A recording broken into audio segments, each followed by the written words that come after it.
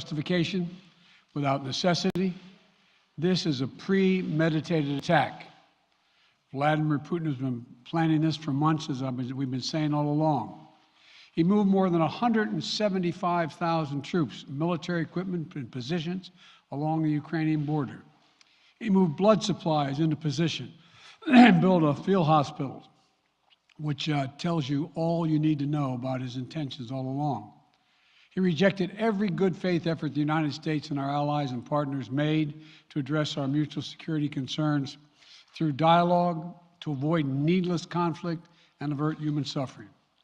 For weeks, we have been warning that this would happen. And now it's unfolding largely as we predicted. In the past week, we've seen shelling increase in the Donbass, a region in eastern Ukraine controlled by Russian-backed separatists. The Russian government has perpetrated cyber attacks against Ukraine. We saw a staged political theater in Moscow, outlandish and baseless claims that Ukraine was about to invade and launch a war against Russia, that Ukraine was prepared to use chemical weapons, that Ukraine committed a genocide. Without any evidence, we saw a flagrant violation of international law in attempting to unilaterally create two new so-called republics on sovereign Ukrainian territory. And at the very moment that the United Nations Security Council was meeting to stand up for Ukraine's sovereignty, to stave off invasion, Putin declared his war. Within moments, missile strikes began to fall on historic cities across Ukraine. Then came the air raids, followed by tanks and troops rolling in. We've been transparent with the world. We've shared declassified evidence about Russia's plans and cyber attacks and false pretexts so that there could be no confusion or cover-up about what Putin was doing. Putin is the aggressor. Putin chose this war, and now he and his country will bear the consequences. Today, I'm authorizing additional strong sanctions and new limitations on what can be exported to Russia. This is going to impose severe cost on the Russian economy, both immediately and over time. We have purposely designed these sanctions to maximize the long-term impact on Russia and to minimize the impact on the United States and our allies. And I want to be clear, the United States is not doing this alone. For months, we've been building a coalition of partners representing well more than half the global economy.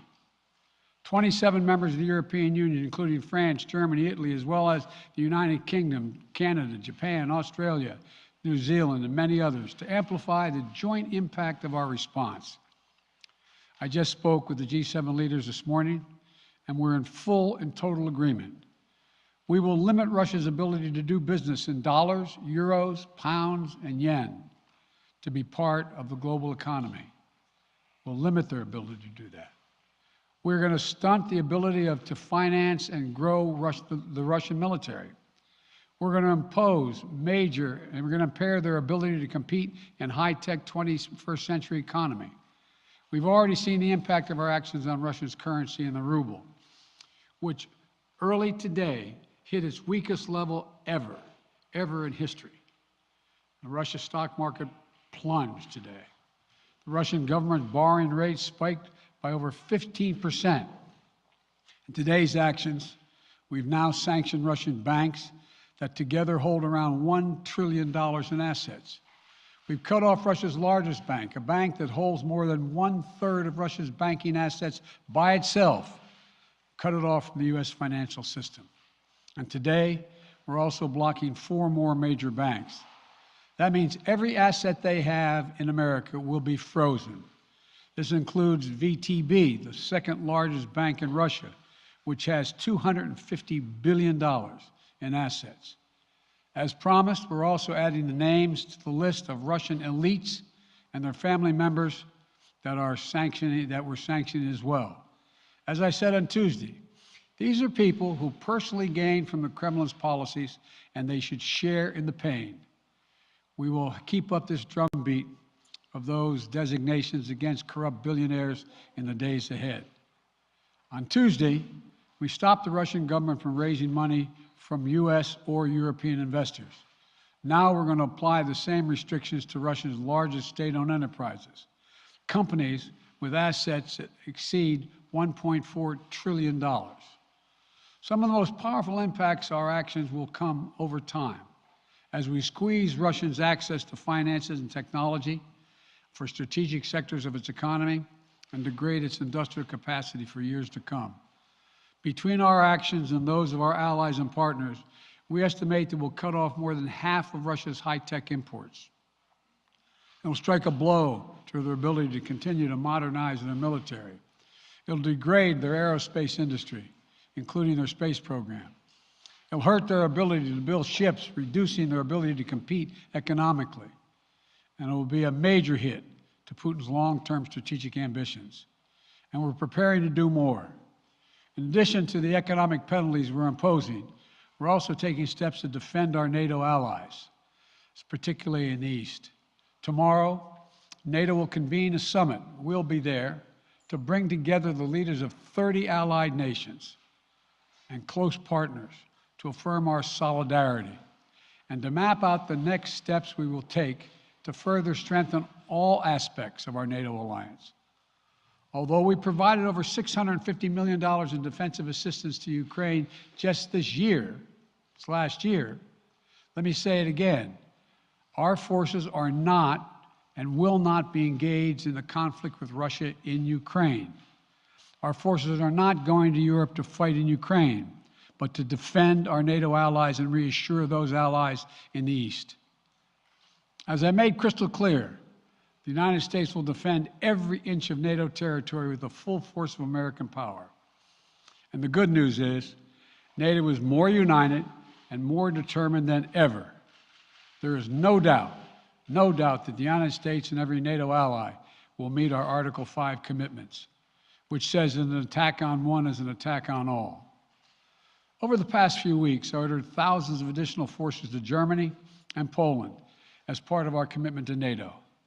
On Tuesday, in response to Russia's aggressive action, including its troop presence in Belarus and the Black Sea, I've authorized the deployment of ground and air forces already stationed in Europe to NATO's eastern flank allies, Estonia, Latvia, Lithuania, Poland, and Romania.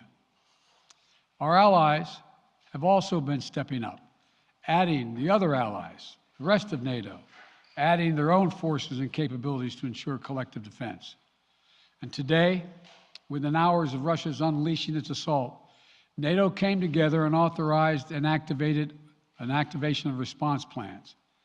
This will enable NATO's high readiness forces to deploy and when and where they are needed to protect our NATO allies on the eastern boundaries of Europe.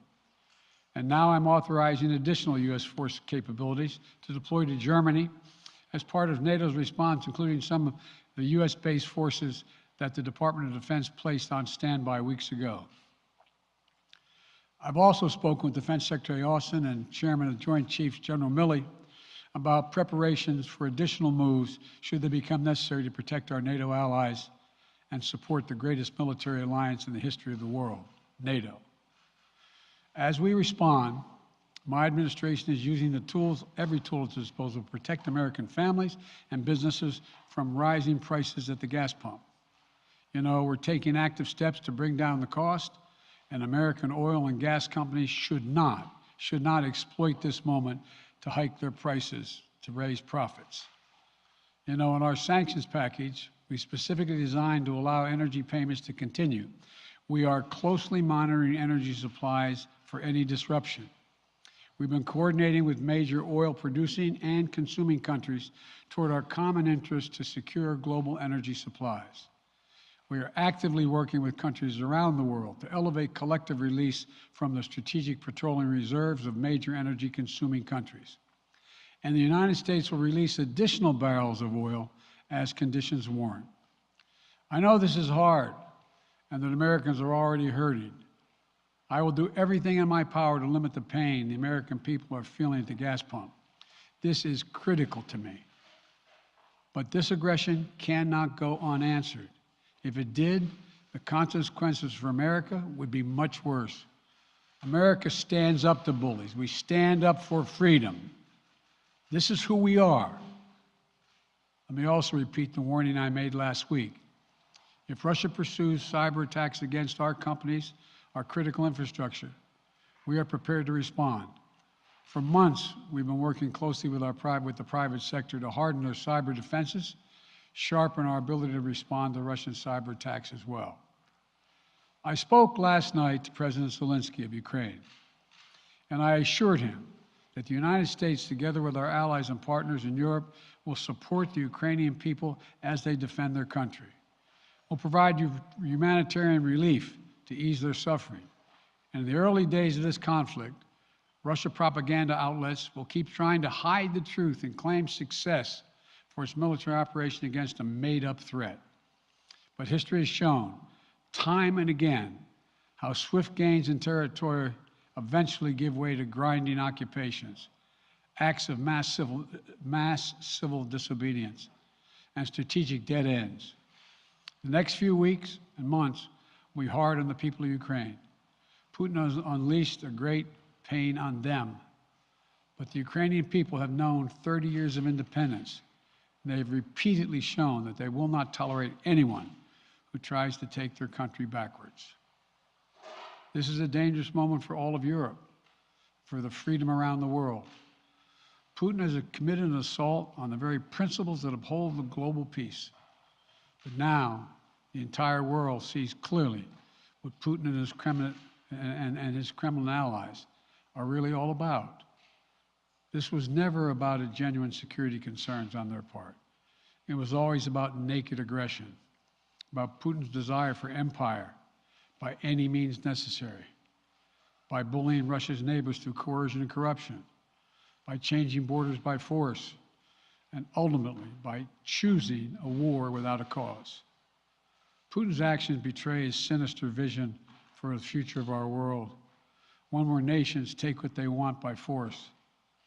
But it is a vision that the United States and freedom-loving nations everywhere will oppose with every tool of our considerable power.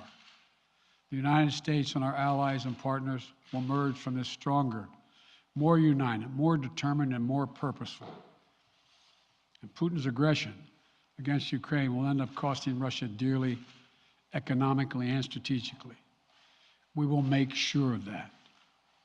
Putin will be a pariah on the international stage.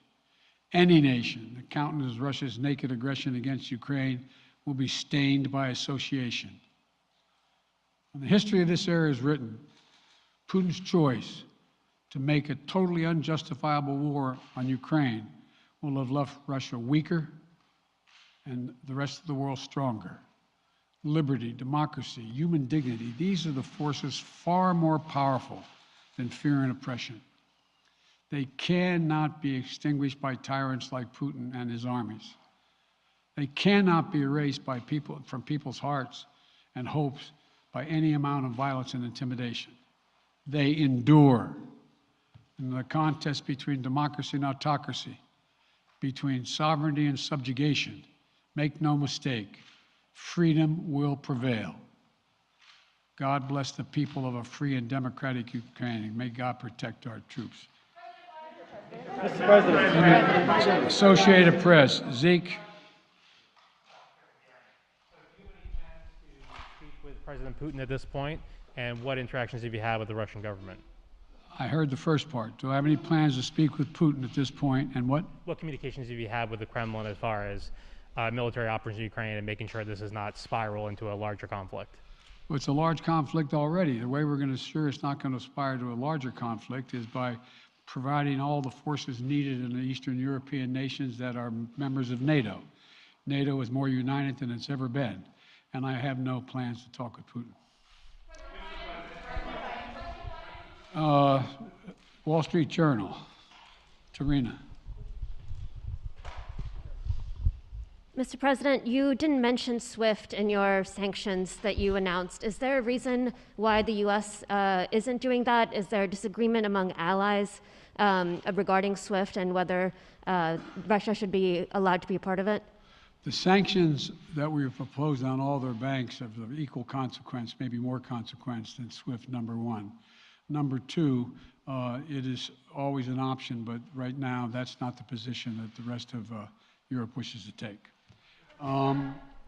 Cecilia Vega, ABC. Sir, sanctions clearly have not been enough to deter Vladimir Putin to this point. What is going to stop him? How and when does this end? And do you see him trying to go beyond Ukraine? And a second question I'll just give to you now. This statement that he gave last night, the threat that he gave, the West will face consequences greater than any you have faced in history. Is he threatening a nuclear strike? I have no idea what he's threatening. I know what he has done, number one. And number two, no one expected the sanctions to prevent anything from happening. It has to show, this is going to take time, and we have to show resolve so he knows what's coming. And so the people of Russia know what he's brought on them. That's what this is all about. This is going to take time. It's not going to occur, he's going to say, oh my God, these sanctions are coming, I'm going to stand down. He's going to test the resolve of the West to see if we stay together, and we will. We will, and it will impose significant costs on him. Will he go beyond Ukraine, sir? Do you see him going beyond? Yes. Two topics, just really quick. First, markets are down and gas prices are up. I know you always stress the difference between Wall Street and Main Street, but everybody seems to be in for some economic pain. How economically painful is it going to get for people in this country? And I do have one more question. First of all, there's no doubt that when a major nuclear power attacks and invades another country, that the world is going to respond, and markets can respond all over the world. So there's no doubt about that, number one. Number two, the notion that this is going to last for a long time is highly unlikely as long as we continue to stay resolved in imposing the sanctions we're going to impose on Russia, period. What's the next question? I'm sorry. The next question is, did you underestimate Putin, and would you still describe him the way that you did in the summer as a worthy adversary? At the time, he was, I made it clear, as an adversary, and I said he was worthy. I didn't underestimate him. And I've read most of everything he's written. Did you read I shouldn't, I'm not being a wise guy. You heard the speech he made, almost an hour's worth of speech is why he was going into Ukraine. He has much larger ambitions in Ukraine. He wants to, in fact, reestablish the former Soviet Union. That's what this is about. And I think that his ambitions are completely contrary to the place where the rest of the world has arrived. You're confident that these devastating sanctions are going to be as devastating as Russian missiles and bullets and tanks? Yes, Russian bullets, missiles, and tanks in Ukraine. Yes, I am. Thank you, President Biden. If sanctions cannot stop President Putin, what penalty can? I didn't say sanctions couldn't stop him. You've been talking about the threat of these sanctions for several weeks now. Yes, but the threat of the sanctions and imposing the sanctions and seeing the effect of the sanctions are two different things. They're two different things. And we're now he's going to begin to see the effect of the sanctions. And what will that do? How will that change his mindset here, given he's Because it attacking will so Ukraine as we weaken his speak? country that he'll have to make a very, very difficult choices of whether to continue to move toward being a second-rate power or, in fact, respond. You said in recent weeks that big nations cannot bluff when it comes to something like this. You recently said that the idea of personally sanctioning President Putin was on the table. Is that a step that you're prepared to take? And if It's not a bluff, it's on the table. sanctioning President Putin? Yes. Why not sanction him today, sir? Mr. President? Why not sanction him today, sir? Mr. President, if I can, you detailed some severe and swift new sanctions today and said the impact it will have over time. But given the full-scale invasion, given that you're not pursuing disconnecting Russia from what's called SWIFT, the international banking system, or other sanctions at your disposal, respectfully, sir, what more are you waiting for? Specifically, with the sanctions we've imposed exceed SWIFT. The sanctions we imposed exceed anything that's ever been done. The sanctions we imposed have generated 2/3 of the world joining us. They are profound sanctions. Let's have a conversation in another month or so to see if they're working. Yes. Can I ask you about Zelensky? Sir, you spoke to Vladimir Zelensky yesterday, sir. What's the risk that we are watching the beginning of another Cold War, and is there now a complete rupture in U.S. and Russian relations? There is a complete rupture right now in U.S.-Russian relations if they continue on this path that they're on. And in terms of a Cold War, that depends. You have the vast majority of the rest of the world in total opposition to what he's doing, from Asia to South America to Europe to around the world. And so it's going to be a cold day for Russia. The idea, you don't see a whole lot of people coming to his defense. And are you, if I could follow up, sir, are you urging China to help isolate Russia? Are you urging China to help isolate Russia? I'm not prepared to comment on that at the moment.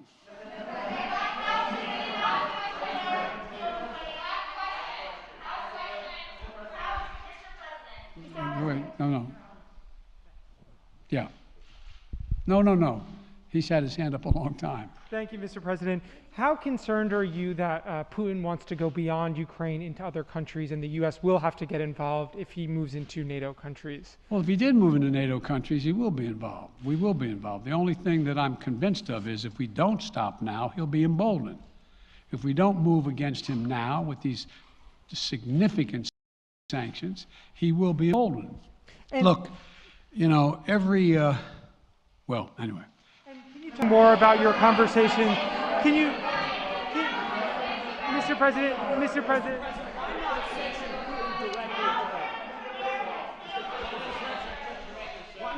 not sanction Putin directly today? Defense partner for the I'm sorry, I can't hear you. Sir, India, which is a major defense partner of the United States, is India fully with you on the issue of Ukraine and Russia? Does the Defense Department of the United States? So India is one of your major defense partners. Is India fully in sync with the United States on Russia? We're in consultation with India today. We haven't resolved that completely. One more question. Okay, thank you all very much.